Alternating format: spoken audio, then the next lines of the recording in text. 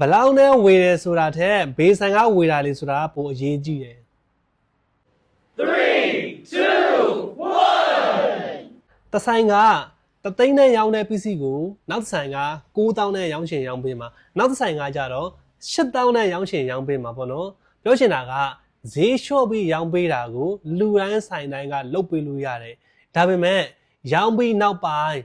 တာဝန်ယူမှုတာဝန်ခံမှုနှွေးထွေးတဲ့ဝန်ဆောင်မှုကိုကြတော့ဆိုင်တိုင်းကမပေးနိုင်ပါဘူးအဲ့ဒါကြောင့်မို့လို့ inverter battery ဝယ်တော့မယ်ဆိုရင် inverter battery solar တွေဝယ်တော့မယ်ဆိုရင်ဘလောက်နဲ့ဝယ်တယ်ဆိုတာထက်ဘေးဆိုင်ကဝယ်လို့ဆိုတာကပိုပြီးအရေးကြီးပါတယ်လူကြီးမင်းက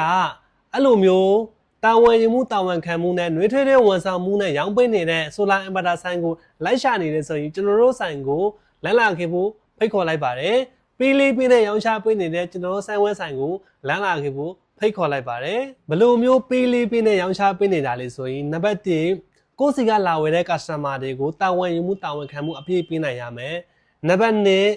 နှွေးထွေးတဲ့ customer service ပေးနိုင်ရမယ်နံပါတ်3ကောင်းမွန်သော PC တွေကိုပဲရောင်းချပေးရမယ်နံပါတ်4ဈေးနှုန်းကို